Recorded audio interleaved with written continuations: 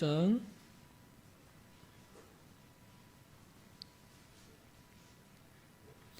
28절 한 절만 제가 받들어 읽겠습니다.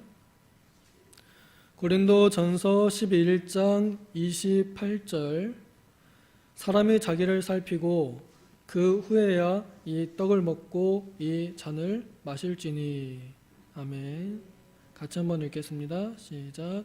사람이 자기를 살피고 그 후에야 이 떡을 먹고 이 잔을 마실지니. 아멘. 본문에서 말하는 이 떡과 잔은 성찬의 떡과 잔을 말합니다. 여기에 자기를 살피고라는 표현이 있는데요. 이 말씀의 근거에서 자기를 살펴서 성찬을 준비하자, 이렇게 오늘의 말씀을 제목을 지었습니다. 자기를 살펴서 성찬을 준비하자. 고린도 교회는 참 여러 가지 교회지만 문제가 많이 있었습니다.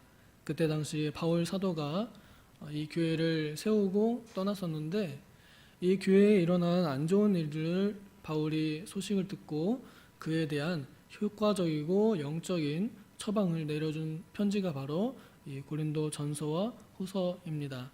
고린도 교회에서 성찬을 남용하는 그런 문제가 있어서 바울 사도는 이 11장에서는 성찬을 어떻게 대해야 하는지, 그리고 성찬이 어떤 의미를 가지고 있는지를 가르쳐 준 그러한 교훈입니다.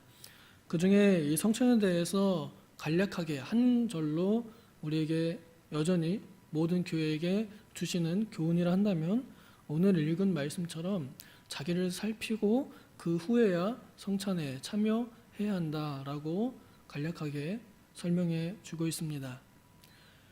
이 말씀을 보자면 이 자기를 살핀다 하는 건 준비한다는 뜻입니다. 그 후에라고 했으니까요. 성찬에 준비가 필요하다는 것입니다. 그냥 때가 됐으니까 이제 빵과 잔을 먹어야겠다, 아예 잠깐 예수님 좀 생각 좀 해야겠다, 이런 정도로는 부족하다는 것입니다. 안 된다는 것입니다. 엄숙하게 준비하는 것이 필요합니다. 우리가 이제 다음 주일에 그 추수감사절을 맞이해서 은혜로운 성찬식을 거행하게 될 것입니다. 또 특별 새벽 기도 기간이 우리에게 주어져 있기 때문에 적어도 그 한 주간 동안이라도 우리가 성찬을 좀 마음속으로 깊이 준비하는 시간이 필요하다 생각하여서 오늘 이 말씀을 준비하였습니다. 조금 죄송한 것은 오늘의 설교는 제가 독창적으로 쓰지 않은 내용이고요. 오래전에 그 유명한 이 신학자, 청교도 존 오웬이라고 하시는 목사님이 기록한 설교를 하나 제가 근거해서 같이 함께 나누고자 합니다. 우리가 이병규 목사님의 설교를, 강해서를 듣기만 해도 은혜가 되는 것처럼 이 한 400년 전쯤에 목숨 걸고 신앙을 지키셨던 그 유명한 신학자 존 오웬 목사님의 설교를 함께 나누겠습니다. 이때 당시에는 굉장히 그 날카롭고 또 세밀하고 또 진중했습니다. 말 한마디에도 목숨이 왔다 갔다 하는 시기였거든요. 그래서 굉장히 하나님을 더 가까이 하려고 했고, 더 의지하려고 했고, 더 깊이 연구했기 때문에 내용이 조금 복잡할 수 있습니다만 굳이 외우려고 하실 필요는 없고, 그냥 그 내용이 그렇다 하는 흐름만 잘 들으시면서 오늘은 우리가 성찬을 이렇게 준비를 해야 되는구나 라는 것을 기억하시면 되겠습니다. 특별히 이 책에서 성찬을 준비할 때 생각하라, 이제 숙고하라 하고 이렇게 명령합니다. 먼저는 세 가지가 있는데요. 하나님의 측면에서 생각하라, 인간의 측면에서, 그리고 또 규례 자체의 측면에서 생각하라입니다.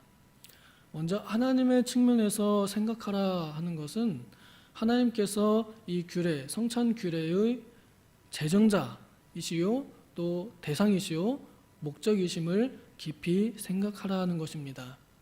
이 성찬과 유월절을 제정하신 분은 구약의 여호와 하나님이시고 신약의 성자 예수 그리스도십니다. 제정하신 분들께서 이렇게 제정을 하셨다는 거, 하나님께서 제정을 하셨다는 거, 그것을 좀 깊이 왜 제정하셨을까 한번 생각해 보는 게 필요하고요. 또 이 규례, 성찬 규례의 대상과 목적이 바로 하나님이시라는 겁니다. 좀 더 구체적으로 정확하게는 우리를 위해서 십자가에서 달려 죽으신 예수 그리스도이십니다. 이 규례를 통해서 우리는 예수 그리스도를 더욱 깊이 생각하는 기회를 삼아야 합니다. 또한 이 규례를 통해서 임재하시는 하나님을 깊이 생각해야 합니다. 하나님께서 구약의 십계명을 딱 주시고 나서 마지막에 나를 기념하게 하는 모든 곳에 내가 가서 거기서 그들에게 복을 주겠다 하고 약속하셨습니다. 이 성찬 규례를 통해서 우리 주 예수 그리스도의 십자가의 죽으심, 그 찢기신 몸과 흘리신 피를 우리가 먹고 마심으로 기념할 때 그곳에서 영적으로 임재하시는 그리스도를 만날 수 있다는 것입니다. 어디에서나 우리의 성도와 함께 하시지만 그 시간에 특별히 그 규례를 통해서 우리에게 더 은혜롭게 임재하시는 것을 우리가 느낄 수 있다는 것입니다. 그것을 깊이 생각하며 준비하라는 것입니다.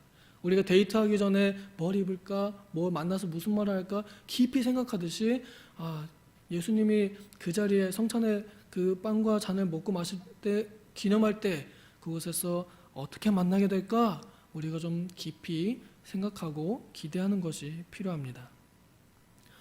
또 그 다음으로는 인간의 측면에서입니다. 하나님 앞에 나아가는 사람들은 자신에게 있는 죄악을 없애야 합니다. 당연한 이야기죠. 하나님과 나 사이에 죄로 막혀있는 것이 있으면 안 된다는 것입니다. 내가 하나님 앞에 나아갈 때 하나님 앞에 나아가는데 걸리도록 넘어지게 만드는 그런 죄들을 다 제거하고 하나님 앞에 나아가야 합니다. 성찬의 자리에 나아가기 전에 나의 죄들을 다 없애려고 하는 노력이 필요하다는 것입니다. 어떻게 우리가 깨끗해서 모든 죄들을 다 없앨 수는 없습니다. 그러나 적어도 내 마음은 하나님 앞에 나아갈 때 그냥 나가면 안 돼. 내 모습 그대로 받으시옵소서. 그것도 좋지만 그렇지만 엄격한 하나님 앞에 나의 죄들을 없애서 내가 하나님 앞에 나아가기에 합당한 사람이 되도록 노력하는 자세가 필요하다는 것입니다. 또 하나님 앞에 나아갈 때 우리가 겸손한 마음을 가지고 나아가야 합니다. 특히 하나님과 나의 차이가 얼마나 큰지를 생각하며 깊이 겸손한 마음을 가져야 할 것입니다. 아브라함은 하나님 앞에 기도하러 나아갈 때 하나님 내가 몇 번 말씀드리는데 정말 저는 티끌입니다. 저는 먼지와 같습니다. 그러나 하나님 나의 기도를 들어주시옵소서 말하였던 것처럼 우리 인간이라는 존재가 하나님 창조자 절대자 앞에서 얼마나 낮고 비천한 그런 존재인지를 인식하고 겸손하게 자신을 낮추는 자세가 필요합니다. 또한 하나님 앞에 그 규례를 지킬 때에 사랑하는 마음으로 규례를 지켜야겠다 하는 생각을 해야 합니다. 우리가 이 성찬 규례를 각 교회마다 또 사람마다 다르게 이렇게 인식하고 또 각 교회에서는 그 제도를 합법적으로 이렇게 거행하는데 그냥 때가 됐으니까 그냥 교회가 그렇게 한다고 하니까 우리가 참 내가 별로 이렇게 하고 싶진 않지만 교회를 안 갈 수는 없고 그렇다고 뭐 이렇게 적극적으로 그렇게 성찬을 해야겠다 하는 그런 어정쩡한 마음으로는 안 됩니다. 이 규례를 사랑하는 마음으로 우리가 참여해야 합니다. 성찬을 사랑하는 마음으로 참여해야 한다는 것입니다. 무거운 짐이 아니요. 성찬해야 돼. 귀찮아. 빵도 준비해야 되고 잔도 준비해야 돼. 이런 귀찮은 마음 아닙니다. 무겁다는 마음 안 됩니다. 내가 이 규례를 통해서 하나님을 더욱 사랑할 수 있다 하는 이런 마음과 이 규례를 통해서 하나님을 더욱 사랑해야지, 내가 성찬을 통해서 하나님께 더욱 사랑을 나타내 보여야지, 그래서 더욱 열심히 준비하고 참여해야겠다 하는 이런 마음을 우리가 준비해야 합니다. 또 세 번째는 규례 자체의 측면에서인데요. 이 규례 자체에서 하나님께서 우리에게 명령하신 법대로 해야 한다는 것입니다.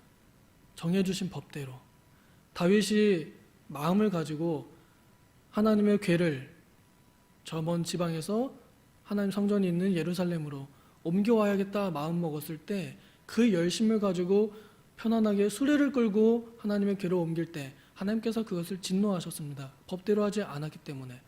그래서 다윗이 깨달은 이후에는 모세를 통하여 율법으로 전해준 말씀대로 채의 궤를 얹고 꿰어서 제사장들이 어깨에 메고 레위인들이 그 언약궤를 옮기는 하나님의 방법을 순종하였습니다. 그때 하나님께서 그 궤를 무사히 하나님의 성전으로 들여오게 하셨습니다. 하나님 앞에서 이 규례를 지킬 때에 우리는 법대로 해야 됩니다. 하나님의 법대로요.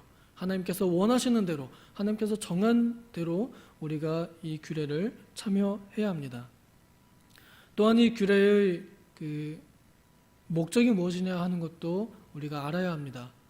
당연히 성찬은 하나님의 영광을 위한 것입니다. 이 성찬을 통하여 하나님께서 영광 받으시도록 자기의 아들을 아낌없이 내어주신 하나님께 모든 영광이 돌아가도록 이 규례에 참여해야 합니다.